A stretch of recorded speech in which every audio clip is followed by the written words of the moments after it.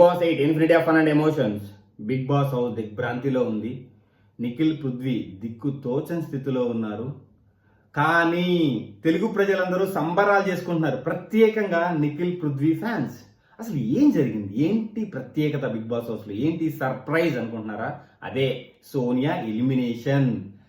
Sonia eliminate అయ్యి big Boss house నుంచి వెళ్ళిపోయింది. సోనియా ఎలిమినేట్ అయితేనే ఇంత ప్రత్యేకత, ఇంత విశిష్టత, ఇంత సంబరాలు చేసుకోవాలా అంటే, ఒకవేళ మీకు డౌట్ ఉంటే యూట్యూబ్ ఛానల్ ఓపెన్ చేసి యూట్యూబ్లో బిగ్ బాస్ 8 అని ఉన్న అన్ని వీడియోస్ ఓపెన్ చేసి చూడండి. ప్రతి వీడియోలో సోనియా ఎలిమినేటెడ్ అనే ట్రోలింగ్ చాలా వీక్స్ బట్టి నడుస్తుంది.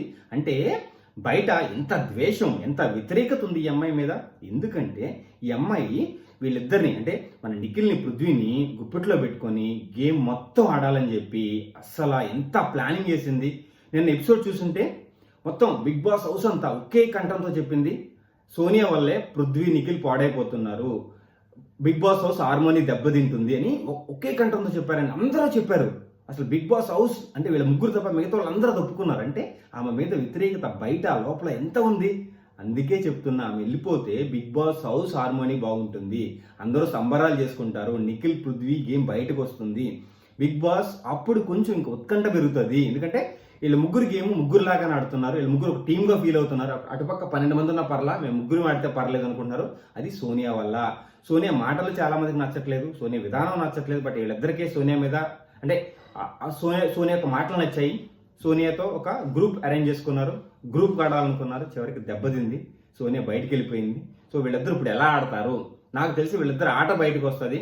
ఇప్పుడు గ్రూప్గా కాకుండా ఇండివిజువల్ గేమ్ ఆడతారు. ఇప్పుడు బిగ్ బాస్కి మంచిదే, అండ్ బయట వ్యూవర్స్ కూడా హ్యాపీగా చూస్తారు. ఎందుకంటే సోనియాని చూసినప్పుడు వాళ్ళందరికీ తెక్క వస్తుంది, కోపం వస్తుంది, అన్ని రకాల ఫీలింగ్స్ వస్తున్నాయి సోనియాని ఆ స్క్రీన్లో, బిగ్ బాస్ స్క్రీన్లో చూసినప్పుడు.